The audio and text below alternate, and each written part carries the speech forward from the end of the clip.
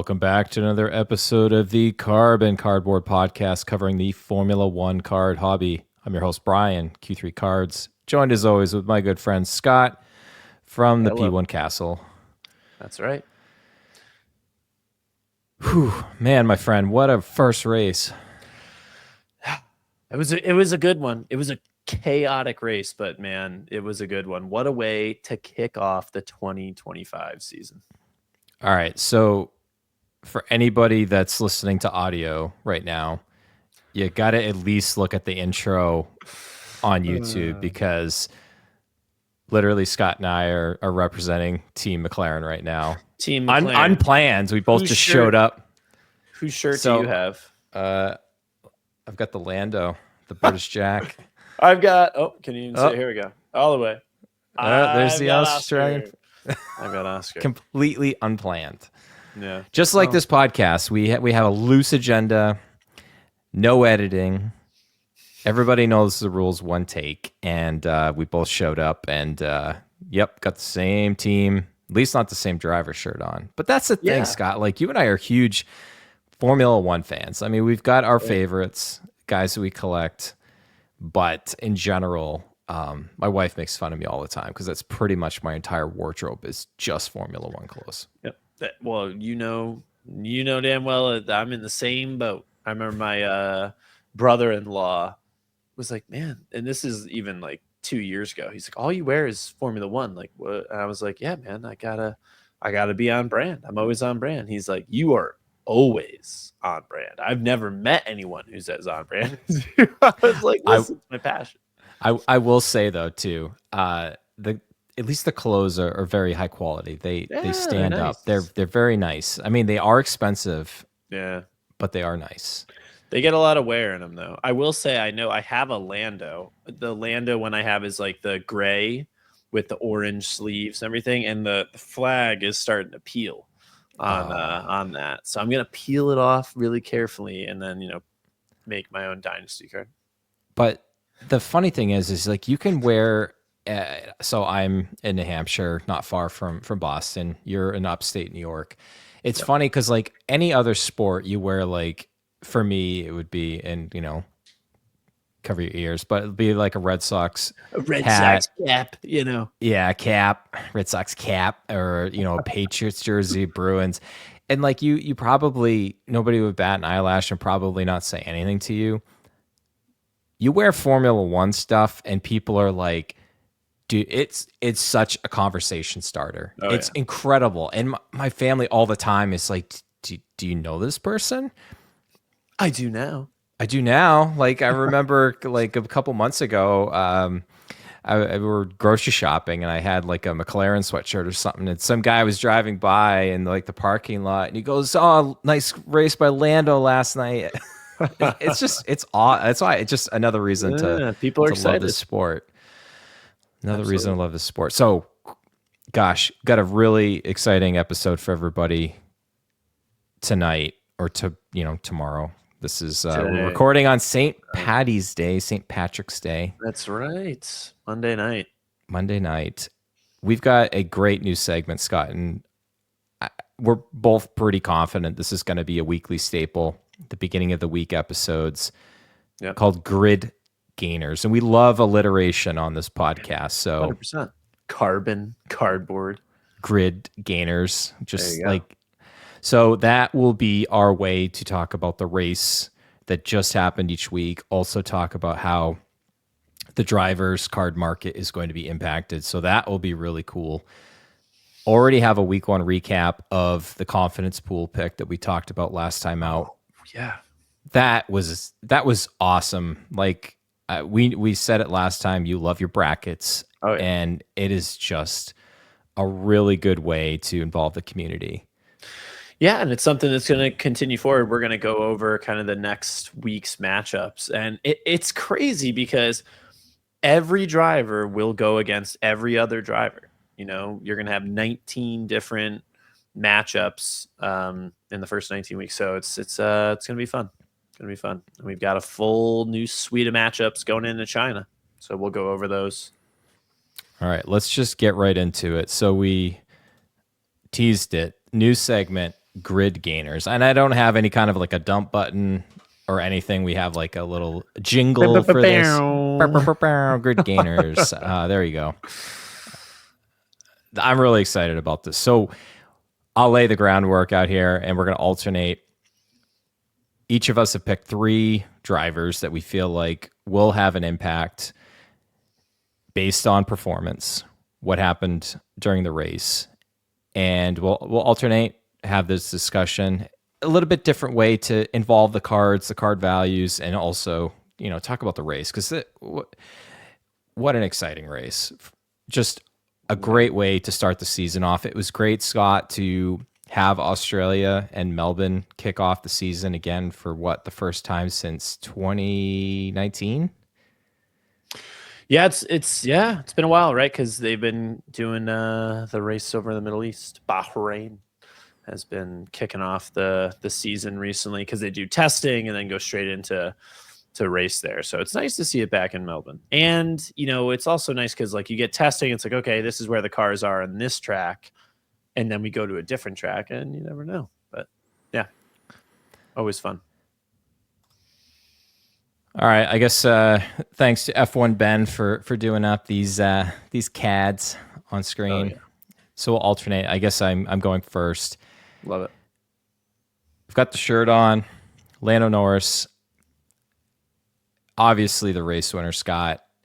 McLaren looked like the class of the field throughout practice, qualifying. For me, it seems like a little bit of a layup here to pick Lando. But for me, like this was the throwing the gauntlet down for the season here. Like it was, they did what they needed to do as a team. Lando did what he needed to do as a driver. I mean, there was at one point where Oscar was right up on his behind and, the team basically told him, okay, back off for a little bit while we get through the back markers and then you're free to race.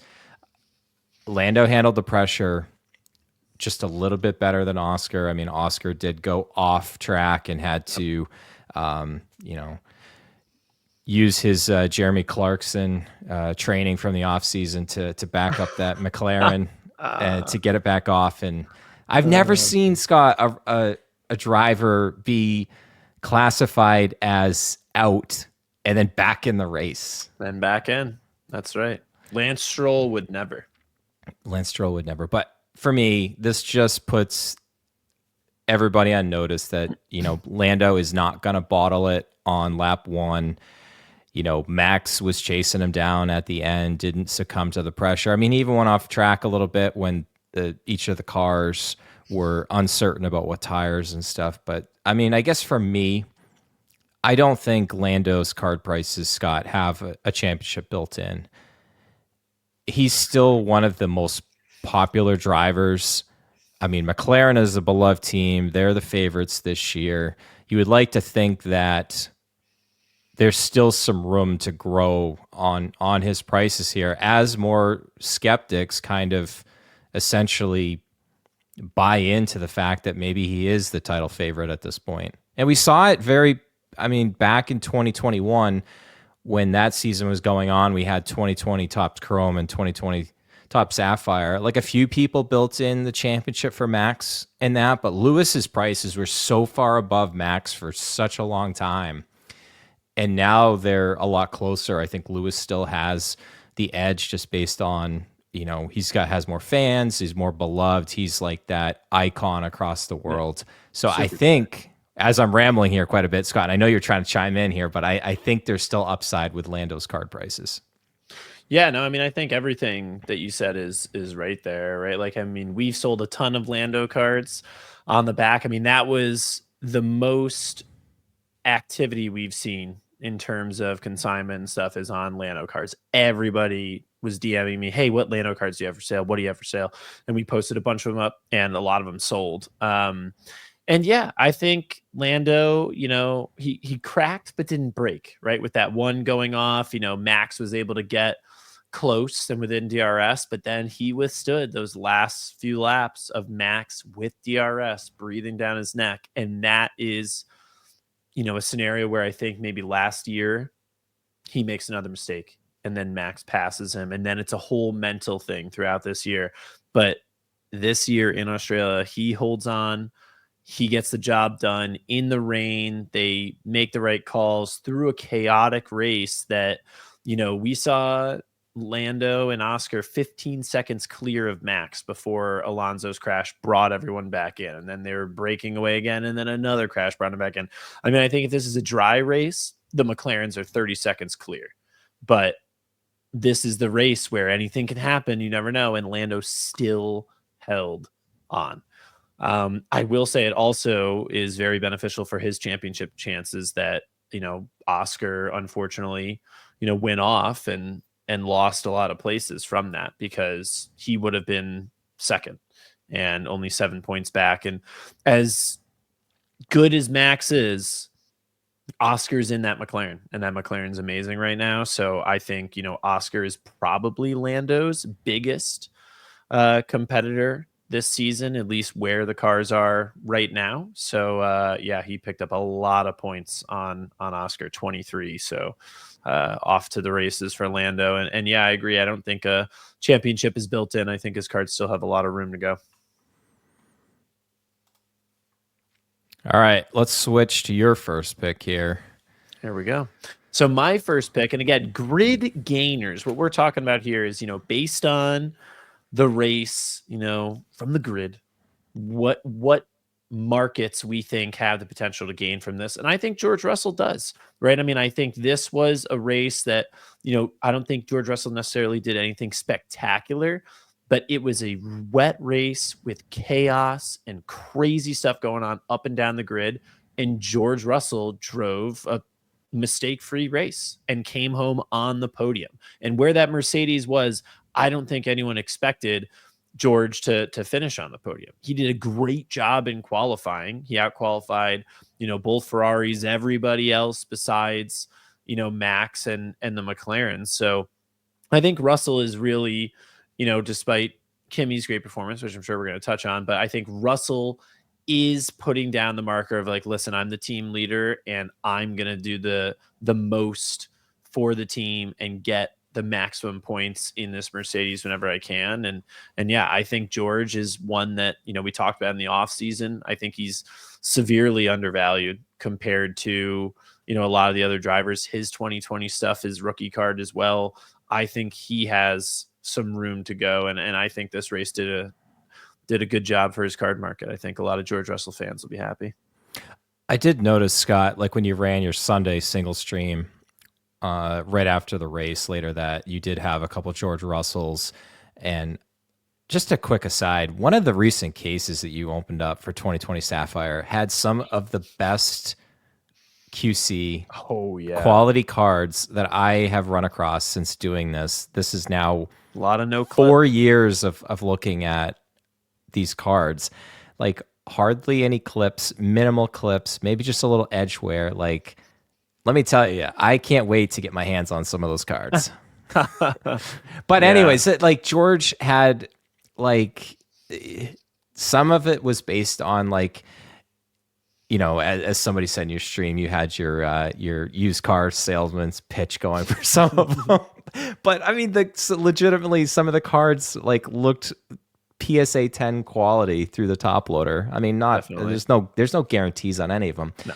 But I did notice that George's cards went for more than they had been recently. I know one of them stood out to me. It was like an aqua image variation that I was trying to get in on, but I was just wrapping up some dishes, and our friend PJ messaged me and basically said thanks for ducking out and letting him get it. But I mean, like we call like the Spaceman George, the original helmet collection card.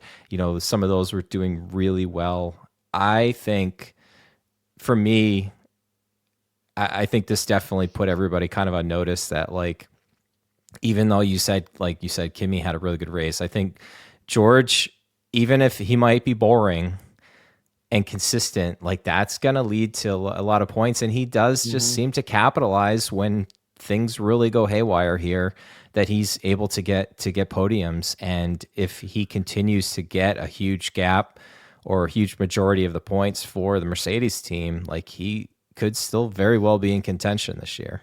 Yeah, I mean, and listen, it's all going to come down to how the teams develop their cars and catch up to McLaren right now. So if Mercedes can do that, then yeah, he'll be in the mix. But I think just solid showing from George, kept his nose clean, drove a great race, end up on the podium, first race of the year. It's a good thing for him and his card market. And I'm sure we're going to mention this a lot of times before too, but just remember everyone, last year, the first couple races, Red Bull looked like they had a rocket ship again, and they finished third. Yep. The season is not over yet. Season is still young. Speaking of young, Kimi Antonelli, that is a segue in the business, my friend. P4, Kimi Antonelli, drove a masterful race. He probably should have qualified higher than he did. He did have floor damage. He went over one of the curbs and got knocked out in Q1. Did not make it to Q2 or Q3. Some of the overtakes he had, especially one of them on Albon towards the end of the race, which got him to P4, and then he got the penalty. It was P5, and then, oh, just kidding, he's back to P4. Like, I texted one of my friends, Blake, who's a huge Mercedes fan. I was like, I don't know what it is in air quotes, but like, this kid has it. Like, it's just, he oozes charisma, aura, whatever the young kids are. He's got a lot of aura points. He's got a lot of aura points after Gen that. Zers would say. I'm so old. I'm in my early 40s here. I can't use terms like that. For me, this just solidified. I mean, we joked about it. We said, like, okay, if Mercedes is a top 4 team, in theory, Kimi should be getting top 8 all the time. I mean, go back several years ago when you had Albon at Red Bull. It wasn't always a given that you're guaranteed to get into the top 10 all the time. And maybe podiums are something that are really going to elude you. But I mean, for me, this put everybody on notice that, like, he's not just going to get run over by George. I don't know that it'll be a true competition, because I think George's experience will start to really show its through the numbers and stuff like we were just talking about. But for me, this legitimized it. Like, okay, this isn't just hype. There's some substance here. Scott, card prices wise, like, his market is already, like, anybody that was, like, when the products first came out, like, Kimi was like one of the top spots you couldn't get in breaks. I mean, if you were in the P1 Castle, you could not get the Kimi spot anywhere. You definitely could get it at Golden Pulls, because, like, nobody wanted him there. Just kidding, D2. The market definitely started to dip as, like, the hype really wasn't there, and it didn't look like Mercedes was going to have a good car. Right back up. Like, some of these sales are kind of crazy.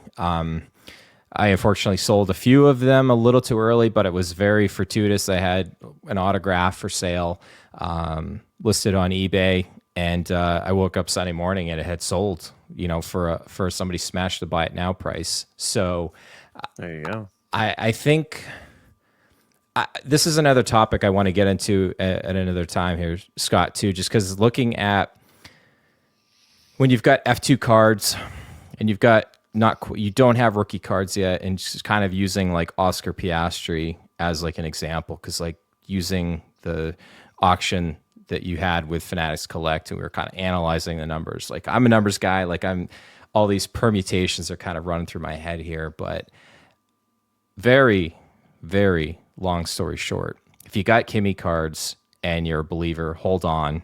If you've got Kimi cards and you're not really a long-term believer, now is a really good time to unload him when the hype is real. He might not get another P4 the rest of the season. Yeah, who knows, right? I mean, but he did a great job, like you said. I mean, I think obviously qualifying didn't go the way that he wanted it to.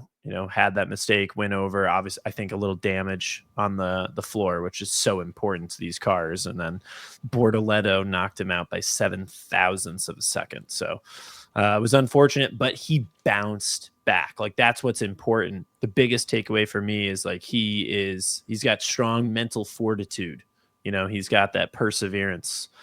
He weathered the adversity. All the sports analogies we can throw in there, but basically, he went from P16 to P4. I mean, that is extremely impressive in a wet race. He made up some positions earlier and then started picking people off. Some people had bad strategies. He had a good one. He benefited from that. And then, that pass on Albon at the end, which was important, right? I mean, P5, P4, Mercedes is now second in the Constructors' Championship, right behind McLaren Actually on the tied. heels. They're Are tied. they? 27-27. Yep. Oh, that's right, because he got promoted back to B4. So they're So they tied. are actually tied for the World Constructor Championship right now. That's right. If it ended right now, I think McLaren would win on count back or whatever because they have a first place. But yeah, I mean, that's an amazing job by Kimmy. And yeah, it's funny because we have a few cards on consignment, and a lot of the folks that had them are like, oh, I really want to get them up. And qualifying happened. They're like, oh man, I wish we had sold these cards, before. And then after the race, they're like, oh, I'm so happy we didn't sell them before. I'm like, yeah, you gotta. There's see an how it art. goes. There's an art form to it. Yeah. Instant gratification sometimes isn't always the best. But I have a feeling we're going to talk about Kimmy quite a bit For sure. this season. Yeah, so one of my picks, and this one, if you look at just the race results, you may be scratching your head on why I picked this, but I'm going with Yuki Tsunoda because I think going into this season, Yuki's market was very lukewarm. And that qualifying performance to put the V carb in 5th was unbelievable. Like, Yuki is here, and he was driving a great race and then got absolutely screwed. And so did both Ferraris, by the way, but got absolutely screwed at the end with the strategy, or he would have easily finished in the points. He would have been up there battling with, Albon and Kimmy and them. But yeah, unfortunate turn of events there at the end, but I think he can hold his head high because he ran a great race and he did a phenomenal job in qualifying. And I think if that's the type of performance that he's going to put in throughout the rest of this year, I mean, Max was P3, Yuki was P5 going into the race. That is insane. And the fact that he's in the V carb and not the Red Bull, I mean, I'm scratching my head on that, but who knows? Maybe this is the better car to be in right now. But yeah, I was really proud of my boy Yuki here. I think he did a good job. I think his qualifying in particular, and then the race. Listen, sometimes strategy and things goes wrong in a wet race at the end, and there's nothing you can do. And I think it wasn't necessarily his fault that he finished outside the points. So I think he did a great job, and I think he proved a lot of haters wrong. So I'm looking forward to what he does in China. Scott, did you see that video resurfacing from last year where Yuki offered to sit Liam down in his chair and was going to push him in afterwards and yank the chair out? Oh my gosh, yeah. I mean, to be honest, like this Red Bull Racing Bulls V carb situation is going to be very intriguing to watch this year. Not only did Yuki just Hadjar did pretty good qualifying too. I mean, he wasn't up there with Yuki, and really just unfortunate what happened on the formation lap. You feel gutted for the kid, and I mean, crying after the race. I mean, I would have been crying after the race as well. But I mean, shout out to Lewis Hamilton's father, Anthony, for going up. Hadjar, one of his favorite racers, is Lewis. I mean, what a better way to get over that first race yip, and you've got the father of your favorite racer is the first one to greet you. And that's just another reason why this sport, Scott, it's just awesome. It's just moments like that. Yeah, and listen, obviously there was a lot of rookies, that didn't have a great showing in the race. Obviously, Hadjar doing Bortoletto, Lawson, Alonso, all the rookies were crashing. So, honestly, we'll have to see how they all do in China, because it's so crucial when you have a race like that, how you bounce back, because, especially for some of these guys, they're under such a magnifying glass. Like, they don't have the whole season. You never know, right? So I think they really need to bounce back and do it quickly. All right. I feel like I'm cheating with my last pick here because I mean I basically picked three out of the top four qualified. Well, actually, speaking of Albon here with P5, but Alex Albon was my pick, and if I had a fourth, it would have been Carlos Sainz. Just like I talked about in the last episode, I Mhm. am a huge fan, Scott, of what Williams is building. The lineup they have, the team principle they have, the social media presence that they have. They seem to be hitting things on all cylinders, and I'm really excited for what this team could do. And I really do truly think that they have one of the better driver pairings on the grid. And specifically, it was a big shame that Carlos Sainz bottled it when the race was trying to get restarted there, because I really think he would have been in contention for a top 10 as well. But for somebody like Alex Albon, who's been on the fringes of the top 10 the last couple seasons, has really dragged that Williams, punching over its weight the last couple of years. And now that they finally potentially have, maybe a P6 car, maybe even P5 if they can regularly challenge Aston Martin. It was just he after the race was talking about. I mean, at the time he thought it was P4 and went back to P5, but he almost sounded like he wished that was the type of finish that he would have at the end of the season, because now when you have that up front, now the expectations are they're just going to be more through the rest of the season. I think this team deserves it because talent wise, like, he's always had the talent and just really hasn't had either the opportunity or the car. It didn't get the chance to stick around with Red Bull long enough. Was given a really good opportunity with Williams to kind of reinvent himself. But I mean, Scott, this guy's got talent. He's genuinely really funny and kind. He's just like one of the best guys on the grid. It's so easy to like this guy. Now he's got a result. And to bring it back to the CADs, he's got 2020 rookie cards. It's true. And these, like, they probably sell like the least amount of all the 2020 guys. Like, I'm not saying he's going to ultimately turn into a world driver championship here, champion at this venture. But I mean, I just think he's criminally undervalued here, and I hope he does just get more fans as well, because that will also help drive his market up higher, and really where it should have been all along, in my opinion. Yeah, no, I agree. I mean, I think Albon drove a great race, and obviously finishing P5 after the whole thing with Antonelli. But one of the things that I was the most impressed by was he withheld Lewis Hamilton lap after lap after lap.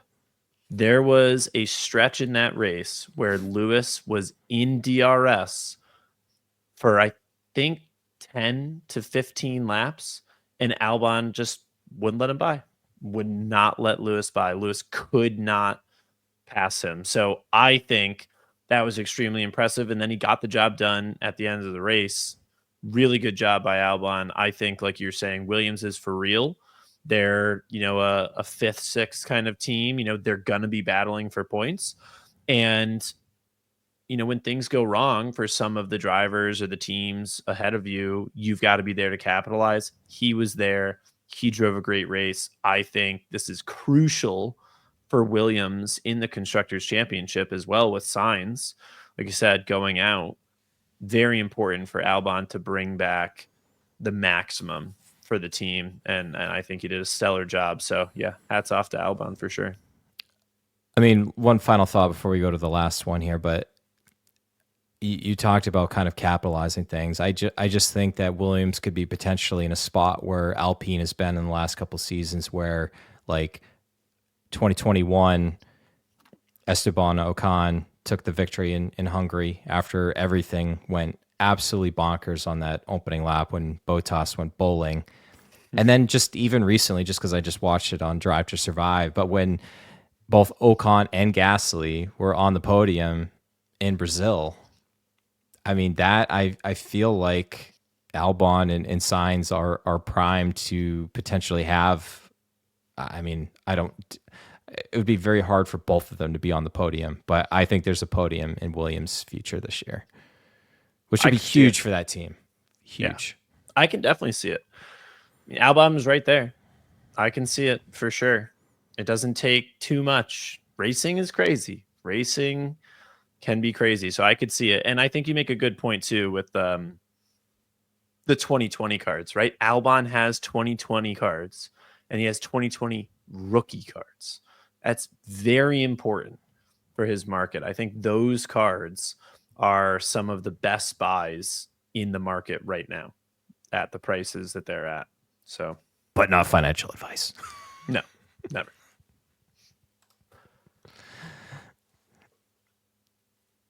Okay. So we're going to talk about my last pick. We're going to talk about eating some steak with Nico Hülkenberg I was hoping you would say because it. he absolutely crushed it. And this was an amazing race because not only did Hülkenberg get out qualified by Bortoleto in qualifying, Bortoleto made it into Q2 and Hülkenberg didn't.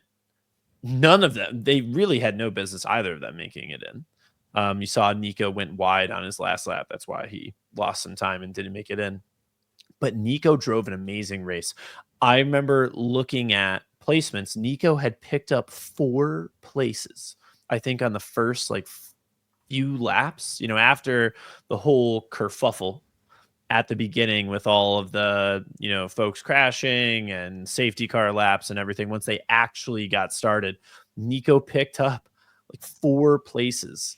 And I was like, oh, baby, here he comes. And I remember it was interesting. I talked about how I thought actually Bortoleto has a really good chance, better than some of the other rookies, at beating his teammate this year. And that's because Stake is just not going to be a team that has a lot of opportunities to score points. And Bortoleto may be the one that nabs them. In the end, Bortoleto makes the mistake at the end. Hülkenberg makes no mistakes in the race, absolutely dominates, comes home P7, 6 points, refuses to elaborate. It's that meme. It is that meme. We're seeing it all over the place. He is in by far the worst car on the grid. It's not even a question. That is the worst car. Haas is down there, but Stake absolutely has the worst car. And Nico to get 6 points. That may be more points than they score the rest of the season.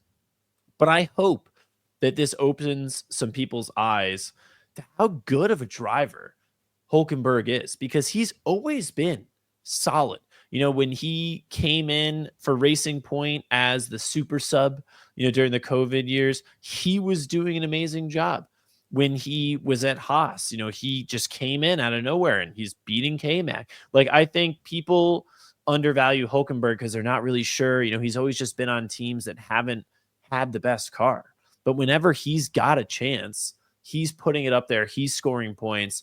And, like I said, they do not have a good car. So I don't know if they will score 6 points the entire remainder of the season. But these 6 points will be crucial because they may be in a battle with Haas, at the back of the grid potentially.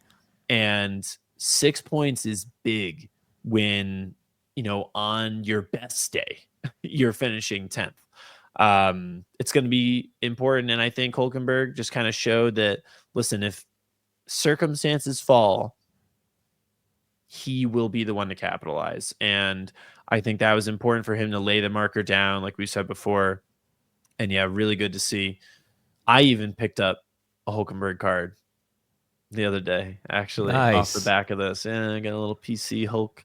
So yeah, I'm happy to see it. But I've always liked Hülkenberg, and I'm really happy that he got a great result. And yeah, we'll see how it goes the rest of the year, because it's going to be tough.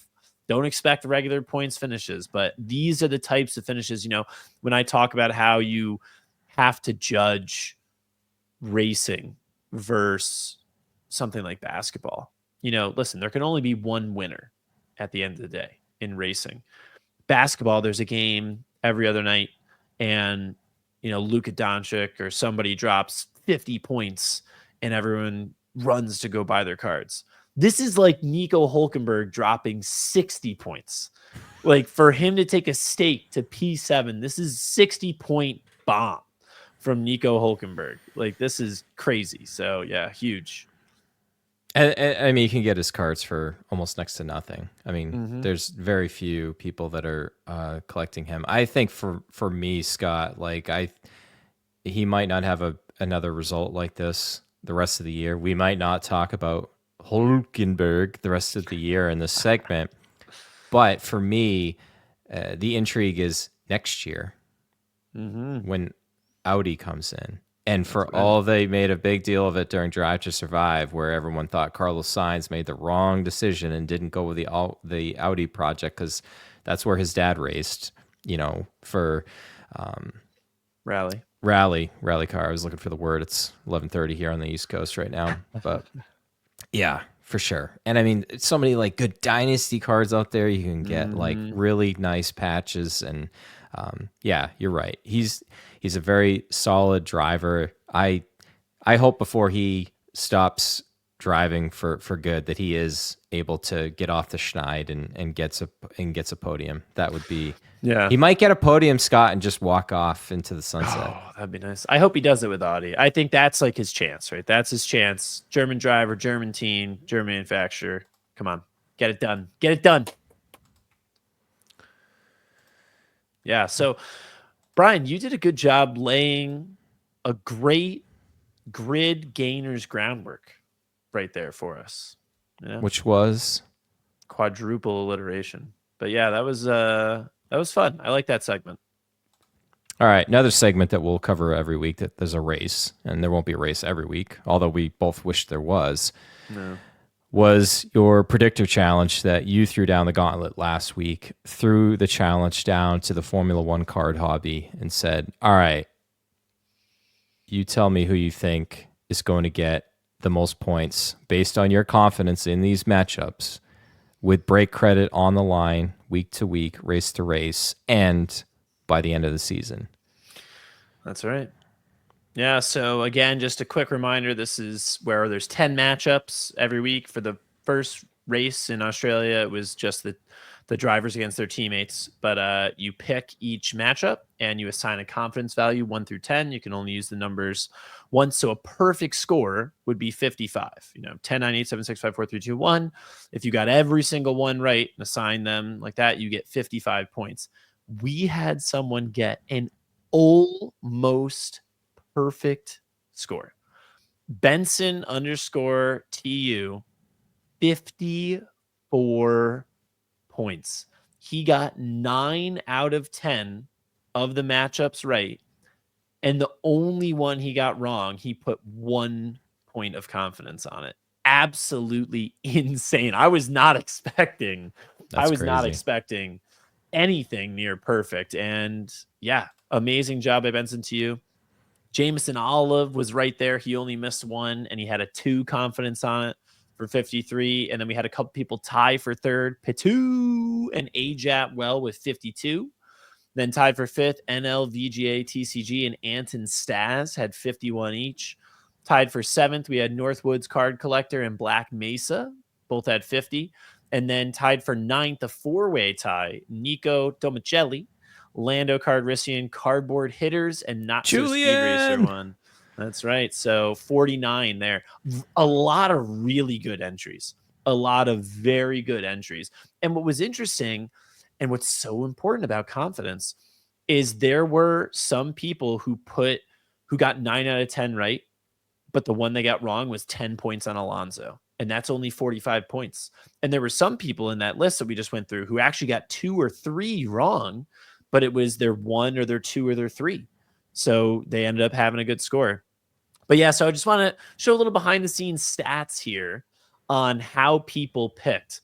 So 81% of folks took Leclerc, and Leclerc did end up beating Lewis. 73% of entries took Lando, who ended up winning. 99% took Max. And actually, the 1% with Liam left it blank. So I had to, if someone leaves something blank, I have to give them whoever lost. So they got Liam. So it was actually really 100%.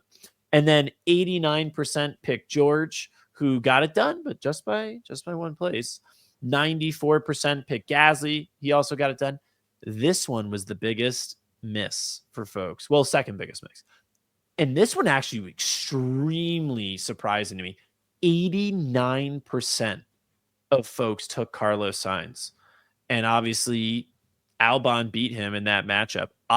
When I was going through the percentages, because I like my numbers, finance guy, made some pivot tables and everything, was going through it. I was blown away that 89% of folks took Sainz. So that was very surprising. Ultimately, Albon gets the nod. 68% chose Ocon. He won. 86% chose Yuki. He won his matchup. 95% chose Alonso. And I'm surprised it was as low as 95%. I expected to see this one at 99%. And Alonso lost. Alonso lost his matchup because Lance Stroll, who almost made my grid gainers, by the way, Stroll P6 Poppy, as he's known after that performance.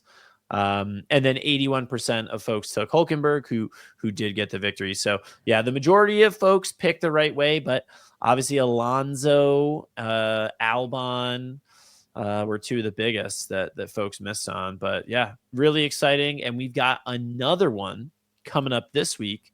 And this week, they're not going against their teammates. So now we're going to see a little bit of there's some slam dunks, but there were some slam dunks last week that didn't pan out, and then there's some close ones. So we've got, and I'm gonna put you on the spot for all of these real quick on the fly. So Leclerc against Bortoletto, who are you taking? Leclerc, easy. Okay. Oscar against Alonso, who are you taking? Oscar. Okay. Lawson against Hadjar. Who are you taking? I have to say, I think Lawson really just got, his qualifying wasn't great, and it was just really tough to gain ground during the race, and obviously spun off. So going with Lawson. All right, Russell Ocon. Russell. Okay, now here we go. We get some close matchups. Gasly or Sainz? I still think I have to give the edge to Sainz here, just based on talent and I think a slightly better car. Okay. What about Albon and Doohan? Do you mean Albon and Colapinto? Oh my! Sorry, Ben. Wow. If that happens now, you're an oracle, and Ben's never gonna make you any graphics. I don't know if Ben will ever talk to me again after that comment, but I think Albon. Going back to, I just think the Williams is going to be a little bit stronger than the Alpine here. Okay. It'll be a close one. All right, Behrman against Antonelli, battle of the rookies. This is one of those ones I feel like is if Antonelli has an issue, like this is probably going to be those ones if he like puts it in the wall or something. Like the people that pick Behrman here might, you know what? I'm going to go Behrman. It sounds kind of crazy, but I think that might be my upset pick. Okay. And we got Sonoda against Verstappen. I mean, you got to go Supermax. Okay. Lance Stroll against Norris. Nail biter. Yeah, it's Norris. Norris would have to have an issue to have that be even close. And I think Hamilton beats Hulkenberg on Hamilton over Hulkenberg. So I guess, although I'm a huge Kimi fan, maybe that would be my, I think sleeper there, but I would not have a high degree of confidence on that one. Like that might be my 1 or my 2. So well, yeah, that's the thing, right? I mean, and some of the time it's just taking those sleepers, because in a race you never know, things can go crazy in a race. We obviously saw it in Australia. It's supposed to be a dry race in China, so less jeopardy, but it's the beginning of the season. Engine failures, issues, mechanical issues, you never know. So things could befall folks that are favored. Scott, instead of going back through the whole list there, like if you had to pick one of yours that, I mean, most of these do seem like they're going to go based on, what's going to happen here on paper, but what would be your upset pick out of all these? 10. Hadjar. Hadjar Hadjar over over Lawson. Lawson. That Red Bull just that second seat is cursed, man. It is cursed. Ever since Danny Rick left it, it is cursed. He's basically Babe Ruth. It's the curse of the big Bambino, the curse of the big Dan Ricco or something. Like it's cursed. It's cursed. All That's my right. pick. So we'll go. It's Hadjar v Behrman. I guess that'll be what we circle back to next Monday on this chat. But and one make other sure you thing, get your picks in. Make sure you get your picks in and, time. And so obviously, as of the posting of this, I'm going to have the new one up, and I'm going to have the new link in my bio, a new Survey Monkey made, etc. Another thing that I'm going to be doing, just kind of tracking on my own, is I'm going to keep track of the drivers' records. So when we get towards the end of the season, when we do that bracket challenge, I'm going to have the drivers seeded, and they'll have their records next to them, just like the NCAA tournament, which is just starting. NCAA tournament for college basketball. The bracket is set now. But yeah, so right now, Alonso's 0-1. And Oscar's 0-1. It'll be interesting to see where he ends up. But yeah, so it'll be interesting. I'm looking forward to it. I love me some numbers. Love some brackets. All right, let's cover some pulls in the P1 Castle. Some big cats get pulled. Yeah, so we had a crazy night. This was actually last night. We did some Sapphire Percy's, and Captain Fantismo, my man Jason, came in and did one box of Sapphire, and honestly wasn't that great. And then Matthew came in. Poor Matthew. Came in, and Captain got him to split the case with him. And Matthew's like, all right, you take the rest of your right side. Next box for Captain Fantismo, red Lando Norris helmet collection out of Sapphire. Absolutely insane card. One of these we sold for $3,000 earlier this year. God, it is so beautiful. These cards are just absolutely gorgeous, especially in Sapphire. So yeah, huge congratulations to Captain Fantismo on that one. Mega card. And then later that night, another captain, Captain Caminata, is like, oh, I'll do some logo. So I had him pick a case, and we bring it over here, put all 20 boxes from the case out. And he goes, oh, pick me 3 random boxes. So we do those. They're decent. He goes, 3 more. Pick 3, and they're not good at all. Terrible. And I was telling him, I was like, you know what? I just have a feeling there's a rose gold in this case, man. It's been a while since I pulled one. I've got a feeling. And he goes, all right, pick me 4 more at random. Let's do an even 10. We can't end on that because it was after 3 bad boxes. And I think it was in box 3 of the 4, we get a rose gold. So I was like, all right, we're sweating this until the end. So we open the rest of the box 3, and then we open box 4, and then we're sitting there with a rose gold at the end. And I see the bottom. And like with these cards, you can obviously, if you peek the top, you can tell, okay, it's a Formula One portrait because it's vertical and it doesn't say future stars. And there's no, sprint or driver of the day or whatever up at the top. So it's a portrait. And then you generally peek the bottom to see, okay, what team is it at least? And so I go to peek the bottom, don't even get to the team. And I knew what it was because you see Leclerc's helmet. You see Leclerc's helmet that he holds. And I was like, oh, baby. And bam. Last week, we hit the pad Leclerc portrait. This week, we hit the rose gold Leclerc portrait. So now all I've got to do is hit the super for the trifecta. But yeah, absolutely massive card for Captain Caminata. So both captains coming out way ahead in the castle. So that was huge. And then it's not a 1-on-1, but by far the biggest card that we hit over the race weekend. Jeff did another 2020 Sapphire case, and we hit, and it started, oh my gosh, it started one of the worst possible cases. Box 1, 3 hits, all F2. Box 2, 3 hits. The only F1 was like an aqua Botas. Box 3, 3 hits again, and it's like an aqua Vettel. And it's like, what is going on? And Jeff is like, this case is terrible. Oh my God. Like, what is going on? You're not coming to Singapore, all this stuff. And then I was like, oh, we got an orange portrait. And it took me half a second to see that thigh gap, and I knew what we had. And bam, Lewis Hamilton orange portrait out of 25. We just sold one of these as a PSA 8 in our Fanatics Collect auction for about $6,000. But what is very special about this card is there is no clip. I wish we had a picture of the back of it, actually. There is no clip on this card. And right now, PSA 10 pop 0. So we're hoping this one's gonna be going P1 Castle grading. Obviously there's still some edge stuff, so we'll see what happens here, but I think it's got at least a very strong shot at a 9, which right now is a pop 5. But you think if an 8 is 6K and a 9 would be a pop 6, I mean, it's probably a $10,000 card. If we get a PSA 10 pop 1, I mean, you're talking 15, 20, who knows? I mean, that is an insane grail type card if this thing comes back PSA 10. I mean, a gold PSA 10 at one point sold for 55,000 back during the hype. So yeah, we'll have to see where this goes, but that was definitely the biggest card we pulled over the weekend. Congrats to Jeff. Mega card. My wife Scott makes fun of me anytime like I'm watching some of your streams and stuff. She's like, "Why are you watching somebody just open cards?"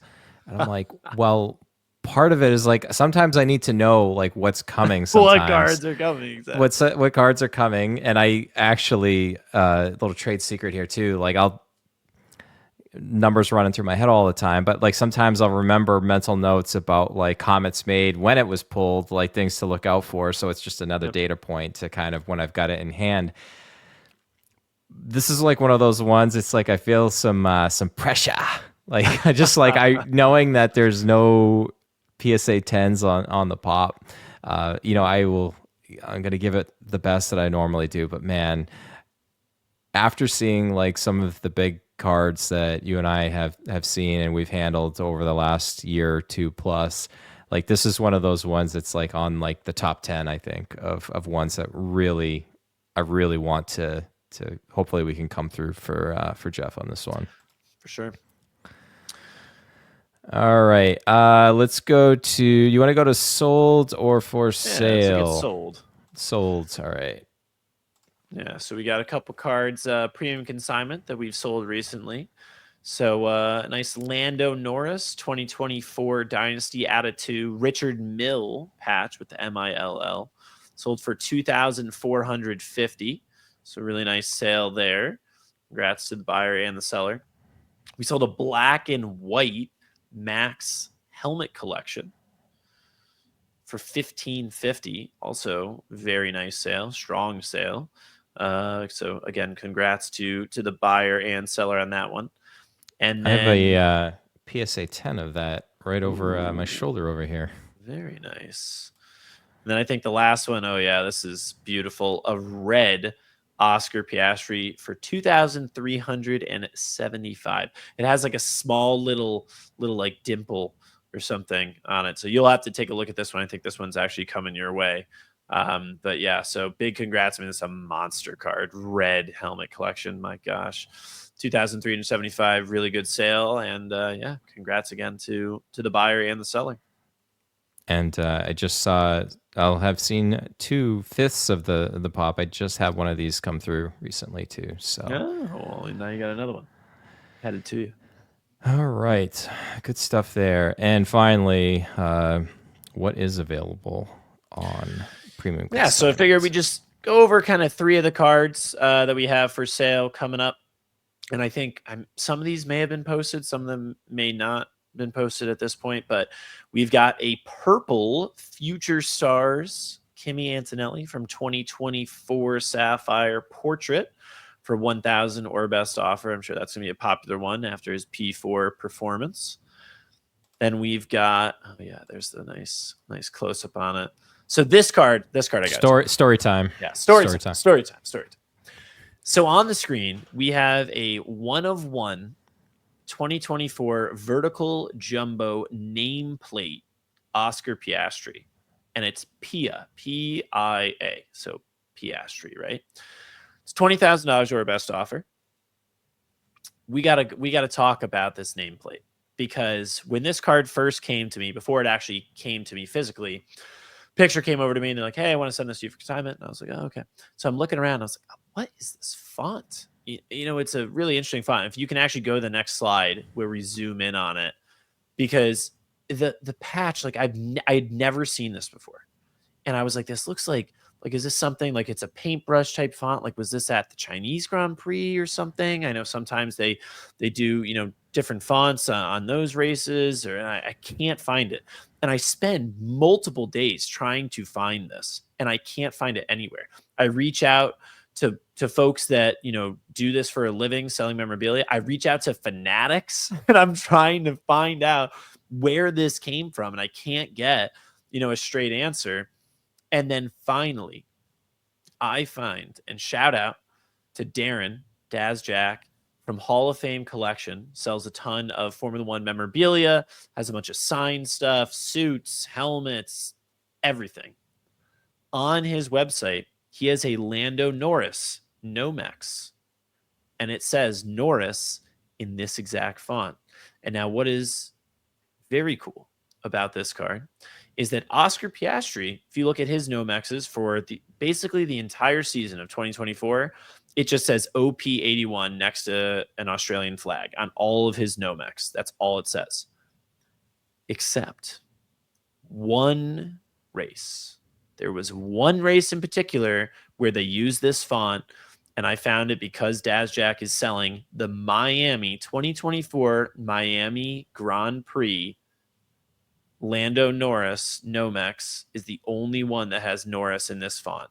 It is the only race the entire season that they use this font. So that means that this Oscar Piastri is from the Miami Grand Prix. And we know, it's always, this patch is not from any specific, race event, blah, blah, blah, blah. And some people give it flack for that. This one may say that, but this one is from a specific event. This is from the Miami Grand Prix. Now, we don't know whether this was from, and again, I have gotten confirmation from Fanatics that this stuff is used. This stuff is used. So we don't know if it was from a practice session, qualifying, or the race, or maybe he used the same Nomex the entire weekend. But this is from the Miami Grand Prix weekend, and that is very special because with all of the other patches on the stuff that they wear throughout the entire season, you'll never know what race it's from. But this one you can pinpoint to the 2024 Miami Grand Prix, which I think is just adds an extra allure to this card. So yeah, that'll be for sale going up this week, $20,000 or best offer. And that's a truly unique patch for Oscar. That's just awesome. I know when you shared with, like, after you had done your super sleuthing there, that was like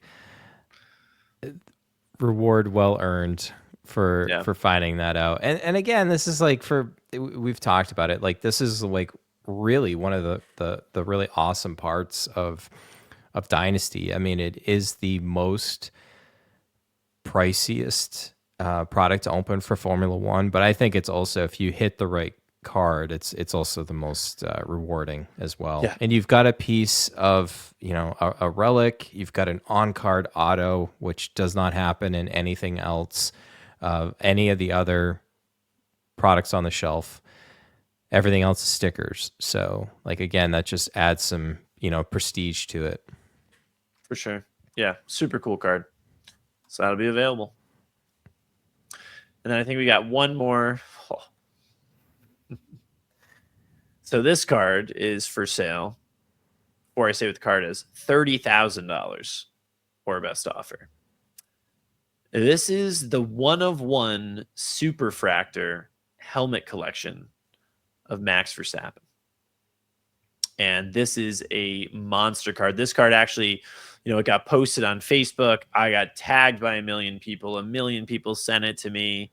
And then ultimately, the gentleman that had this reached out to me and was like, hey, I'm talking to some other folks, etc., whatever, which I'm sure, he said Golden had contacted him. I'm sure everybody who consigns cards contacted this guy. But yeah, this is monster. And it's actually, I talked to a person who hit it from, I think it's like Houston Hot Card Sports, but they had 2 boxes left in their store. and someone came in and bought one of the boxes. They come back 30 minutes later and they were like, is this card any good? And yeah, it's very good. So I think the store owner they ended up buying. They did some kind of like a trade cash deal, paid the guy a lot of money and gave him some other product and everything. So that guy obviously came out way ahead. And then he called me and talked to me, and he's like, "So is this like a 6-figure card?" And I was like, "No, no, not 6 figures, but very, very big card." Yeah, so this is going to be for sale. 30,000 or best offer. I mean, we've seen the Danny Rick. Granted, Danny Rick was a PSA 10, went for 7,400. The max should obviously be well clear of that. Some of the other large sales we've seen, the Lando Norris pad helmet went for 12 and change. The Leclerc pad helmet went for 10. The Oscar pad auto redemption we sold for 15.5. This is going to eclipse all of those for sure.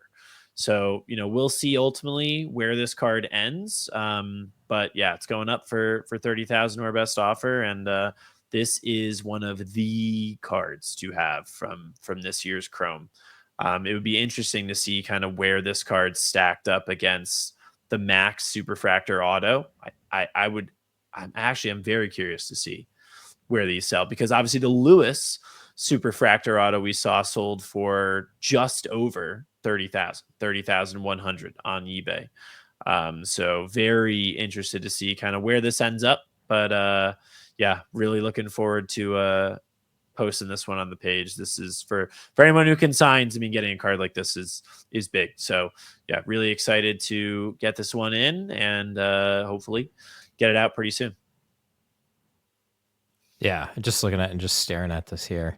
It's kind of funny too, because this just sounds so, I've seen so many of this card. It's funny how the light hits his visor here, because I just always think that I always like, oh, that looks like Checo. Like it just looks like Checo's face under there, just the way that the light hits it really quickly. But it definitely is not Checo. Yeah, man. And you look at that, the zoom in picture too. I love that we've added this, like the sideways glance, just like, Can't you see it though? Like the eye, yeah, right? 100%, 100%. It's right there. Yeah. Oh man, this is gorgeous. Checo might be gone, but not forgotten. Yeah. So those are the 3 cards that we've got going up for sale. We have tons of other cards up for sale, but those were 3 that I wanted to highlight.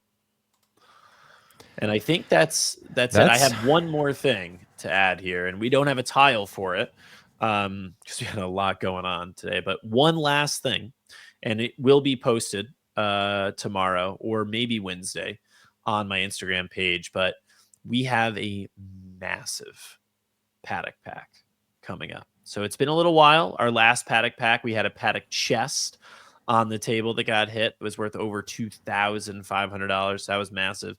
We have a very big paddock packs coming up. Not only are we doing, it's going to be 4 different sets of 10 packs. Okay. 4 different sets of 10.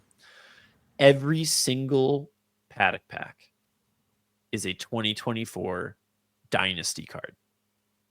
Every single one. Now, what's cool about this, so right now, if you were to go buy a box of 2024 Dynasty, you're looking at, I don't know, about $1,500 maybe, $1,500. You're going to get in for $400.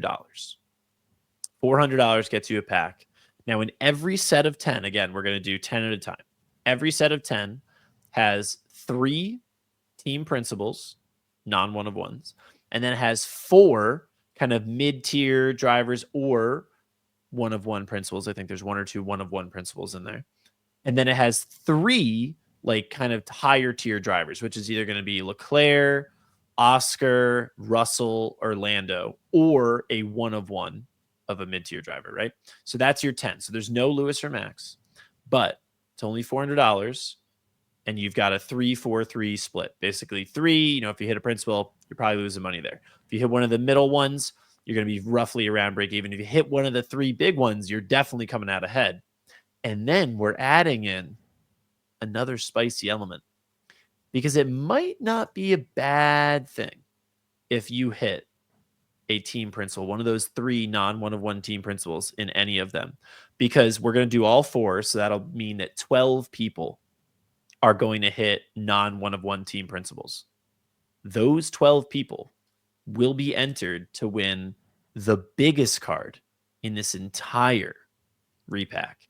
And that is this Lewis Hamilton out of 5 triple patch with a beautiful auto, by the way. Lewis did so good signing this year. Yeah. 5 out of 5, Lewis Hamilton, triple patch. So if you hit a TP, you've still got a chance to come out way ahead. So One yeah, in 12, 1 in 12 shot at getting a Lewis. and I've told some people about it, and some of the people are actually like, I hope I hit a TP. I'd rather pay $400 for the TP plus the chance at the Lewis than some other cards. But there's some big cards. I mean, you've got some Oscar, out of 2, some zipper patches of some of the big drivers. We've got a 1-of-1 jumbo zipper patch in there. So we've got some big stuff, and we'll be posting some more information on that. But yeah, so that'll be probably Sunday. We'll be doing it maybe instead of singles, or maybe we'll do singles and the paddock packs and some breaks. Who knows? Maybe we'll have a crazy Sunday. But it's going to be exciting. It's going to be a lot of fun. And yeah, nice to be running another suite of paddock packs and all 2024 Dynasty. You don't see that anywhere else. Is an entire suite of 40 Dynasty cards, 41 counting the Lewis. So yeah, it's gonna be a lot of fun. You had me at Dynasty. Love it. Yeah, so lots going on. Make sure you get your predictions in. For China. All right, Scott. 1 hour, 6 minutes. Not too bad. Not too bad. I mean, there's a lot to cover. Nobody complained about none of our 21 listeners complained about the 90-minute episode. I'm hoping we can get to 23 this Yes. Week. Speaking of, quick shout out. And I don't have all the specifics because I only just briefly saw it right before we hit the record button, but you just made another podcast appearance recently. That's right. Yeah. So folks over on Behind the Breaks. Yeah, Behind the Breaks. So they run a podcast where they kind of talk about any sport, anyone. They talk to a lot of different breakers on their podcast. They also talk to folks that aren't necessarily breakers. But so I was just on their podcast at the end of last week, actually. And I think they just posted it today. Well, yesterday, as of the time of this posting. So it just went up on YouTube. So make sure you check them out. Behind the Breaks is the name of the podcast, and great couple guys. And man, it was fun. It was a lot of fun chatting with them. And we kind of just went down the whole history, my story of how I got started in this stuff, and gave a lot of tips for folks that are aspiring breakers. If you're looking to break into the scene, how to go about it. And yeah, it was good. One of their hosts is a very big Formula One fan, big Lewis guy. So it was fun chatting with them, and make sure you give it a listen.